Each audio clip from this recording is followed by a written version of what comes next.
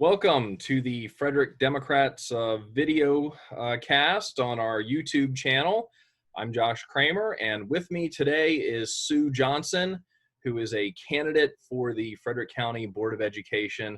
Sue, thanks so much for coming on to the video cast and talking about your candidacy and the future of Frederick County Public Schools. And I'd like to extend the same thank you back to you for providing myself and other candidates an opportunity to discuss our platforms and things that are important to us. Well, I tell you what, it's I think it takes quite a dedicated person, an ambitious person, and a hardworking person to want to run for Board of Education in this cycle, particularly because the top concern being that of coronavirus and the question about reopening schools and so forth. And we just saw a few days ago the Board of Education made the decision to hold classes for the fall semester virtually. So, assuming you're elected to the Board of Education, you're going to be one of the 7 people that will, along with the superintendent, making that decision as to whether or not to bring students and staff back for the spring semester. So I wanted to kind of get a gauge of what kind of criteria or benchmarks would you like to see met in terms of where you will feel that it's safe to bring people back into the buildings?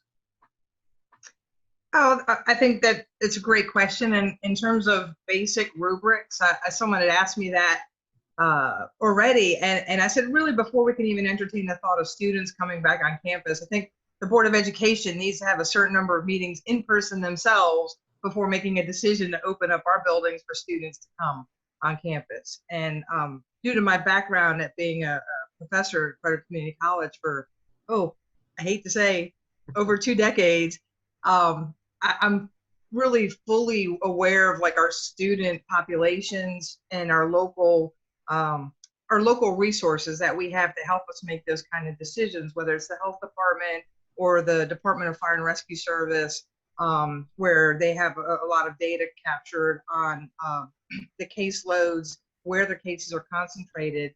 And so in addition to wanting to have the Board of Ed being able to meet in person, I would like to see a phased in approach, to put your foot in the water or toe in the water before you go to a large scale plan. And I think that was one of the disappointing things about reading the first draft was it was like, okay, we're going to open 2 days a week and then we'll, swap. And then, you'll do 2 days a week on campus or in classroom and then 2 days.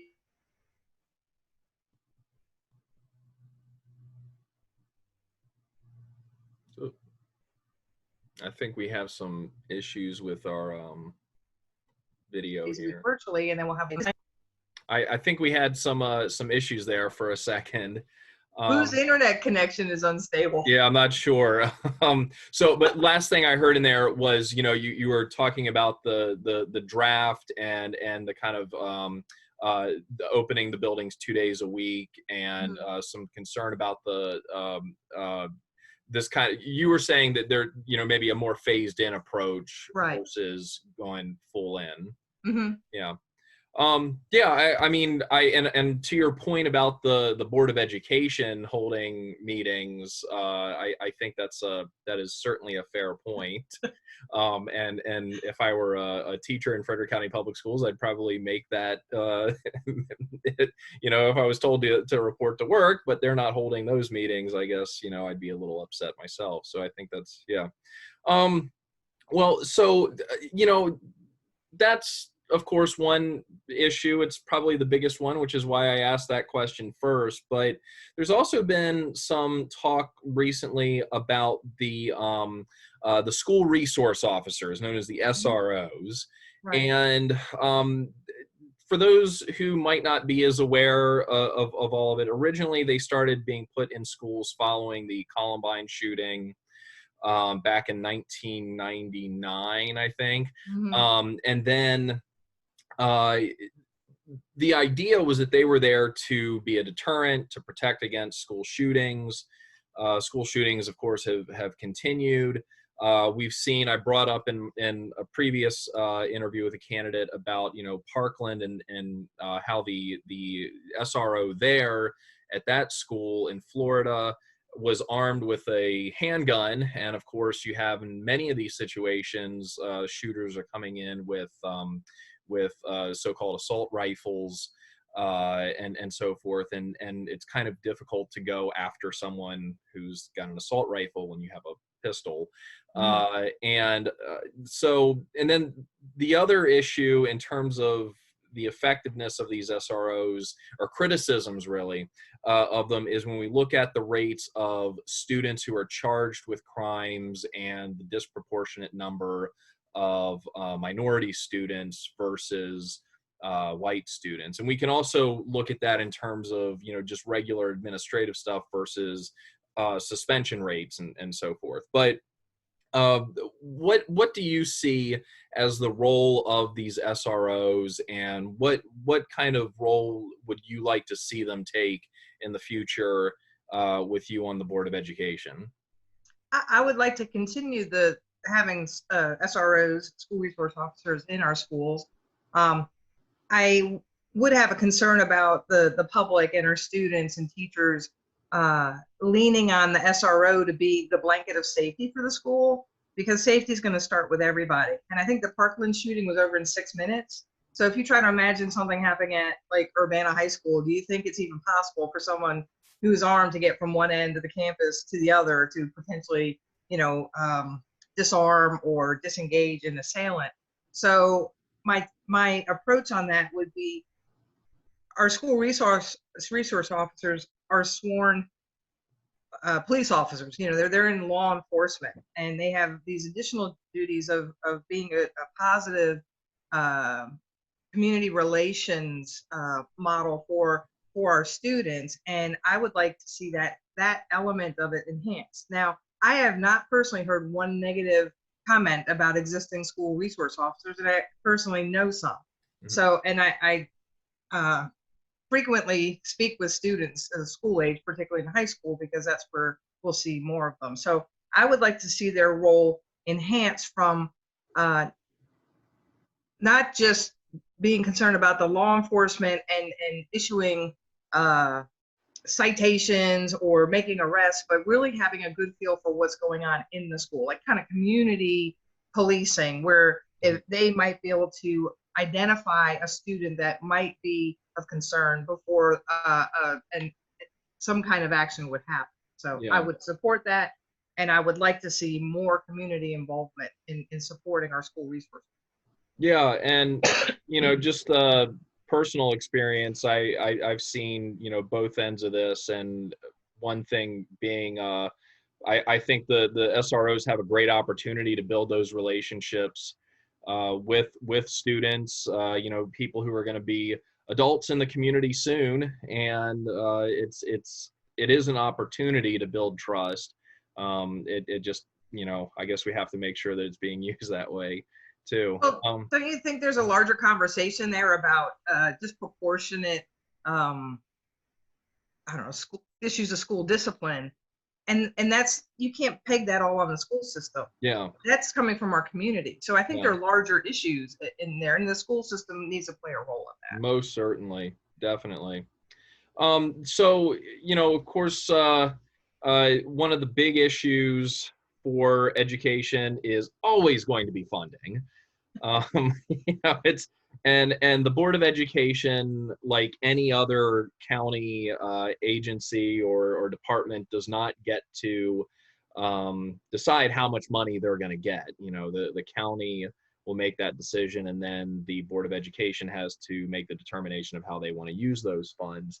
But at the state level, the Blueprint for Maryland, which would modernize the funding formula for schools, it passed through the legislature but was vetoed by the governor. I think there's an expectation that because if you just look at the number of votes in the House and the Senate, that the bill would be overridden at the next legislative session. However, given the state of the economy, who knows? And there's that possibility that legislation will not be overridden. So my question to you is, as someone who would be on the Board of Education, when the blueprint, if it is overridden, if that veto is overridden, uh, that money would go into effect during your term. However, if it's not overridden, you're going to be left with not as much money from the state. So how are you preparing for this on either way? You're either Mhm. going to have the money or you're not. So how are you preparing, and what do you set as the priorities for funding? Uh, well, I personally subscribe to the philosophy of plan for the worst and hope for the best, because then if you're planning for your worst case scenario, if it does happen, you've had a chance to prepare for it. I know we could potentially face some significant shortfalls in budget funding, and I would anticipate that. Now, again, I teach at FCC. We also compete for money from the county and the state, not to the extent that public schools do. And I'm also affiliated with the fire and rescue services as a volunteer firefighter. And if you look at the amount of money having to be spent on PPE and additional Yeah. staffing and overtime, and the exorbitant costs that are being experienced just to provide a blanket of public safety, I personally see things from a different lens than maybe other people. There's only one pot of money. We all have to share it. Yeah. My concern would be to make sure that we can sustain as many jobs as possible, and that we build in some kind of flexible plan so that if we did have a shortfall, that we would already have maybe like a furlough system built in place. So rather than having to eliminate jobs, that we could furlough certain positions, or everybody takes some kind of furlough time to soften the blow. And Yeah. then if we don't need to use it, we don't. But if you're prepared for the worst, you hope for the best, and you probably land somewhere in the middle, that you'll have a plan in place. Yeah. Yeah, and I mean that's what you say is incredibly just the realistic component to this of if you look at like the fire departments, fire and rescue right now, ambulance services and so forth, hospitals, and the needs there, and that there's always just such a limited amount of money. You always want more, Mm-hmm. but you also know the reality of it. So I appreciate that perspective on it. Um, and the last thing that I had for you that I wanted to get into, and it kind of goes back. We were talking a little bit about in the SRO conversation, but racial justice has become a very significant issue over the past few years, notably with the Black Lives Matter movement and so forth.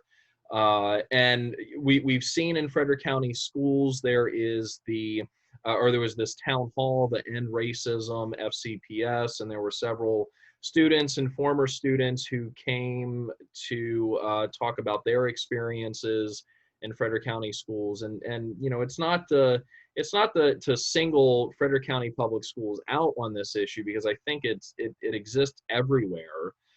That's not an excuse for it, but this is an issue that every school district has to deal with, that we all struggle with, to make sure that every student's got a positive learning environment and a place where they feel respected and valued. So given this kind of national dialogue and everything that's happening now, and how that affects our community, what are some things that you would like to see the Board of Education do to ensure that every student in Frederick County feels like there's a place for them, that they're receiving the best possible education that they can, and to help enhance their opportunities to be better, and to make a better life for themselves, and to set themselves up for going to college or trade school or whatever? How would you go about making FCPS a better place for all students? Uh, I don't know if you know, but I was one of the finalists for the last appointment to Yeah, the yeah, vacancy on the yeah. Board of Hmm. Education. So uh, well, the reason why I submitted my name for the appointment, in terms of why I wanted to run and where I thought I could make a difference, was on exactly this question.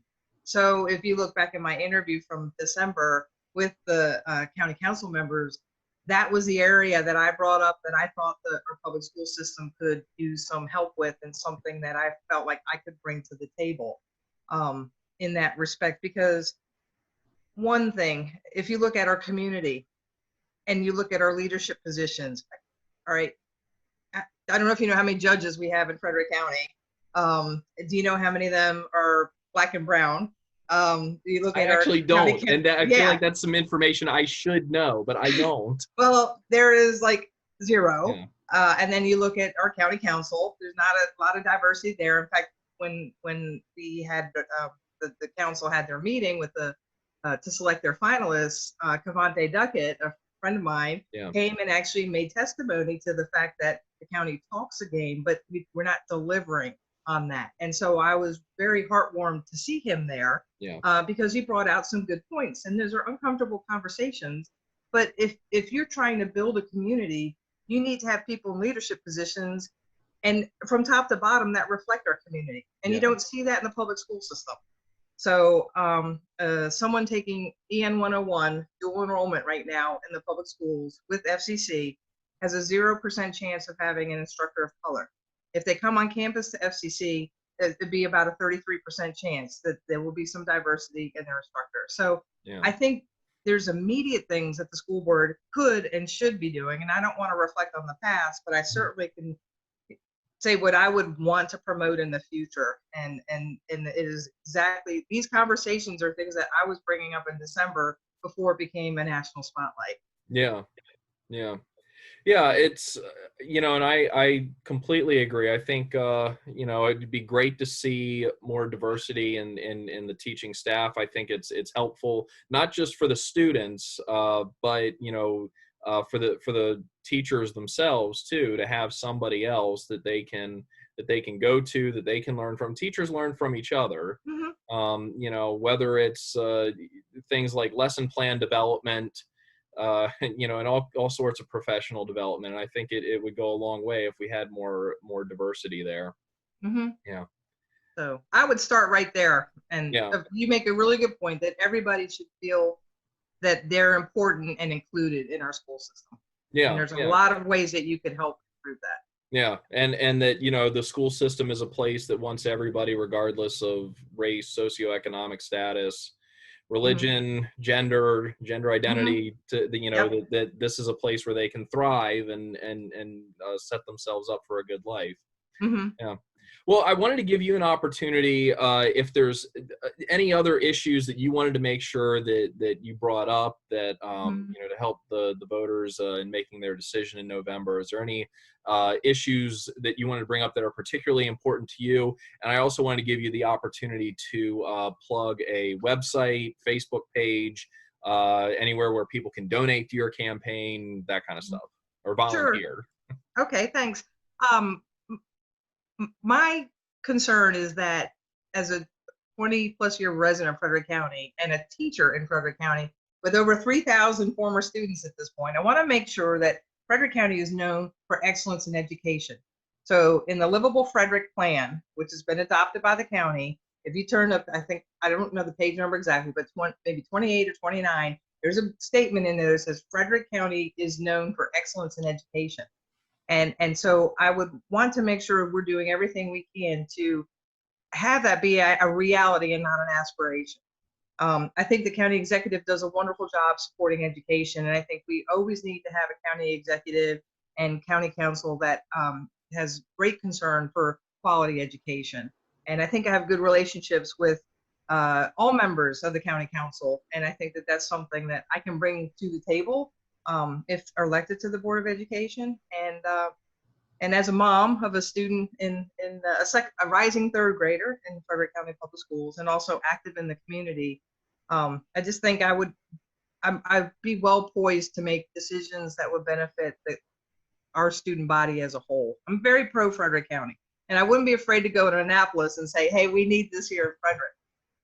And I just again like to thank you. If anyone would like to know more about my campaign, I have quite a bit of information on my background at www.sue4boe.com, and that's got my email contact on there where anyone is welcome to email me. I don't think I've not replied to a single email that someone has sent. And then I have a Facebook page, but my main content is there on my website.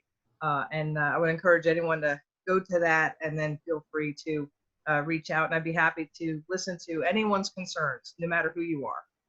All right, Sue Johnson, thanks so much for coming on the video cast. We'll be sure to include a link to your website, Facebook page on this as well, so people can go there and learn more about your candidacy for Board of Ed. Thanks so much, and all the best to you with this campaign. I'm sure this has been an interesting way to campaign for an elected office. Well, it makes us all be flexible in our approaches. And so Yeah. I certainly didn't think it was going to be like this, but at least the playing field is level. All the candidates are under the same conditions. So, Yeah. So, but All right. again, thank you very much, Josh. Yeah, Appreciate it. thank you. All right.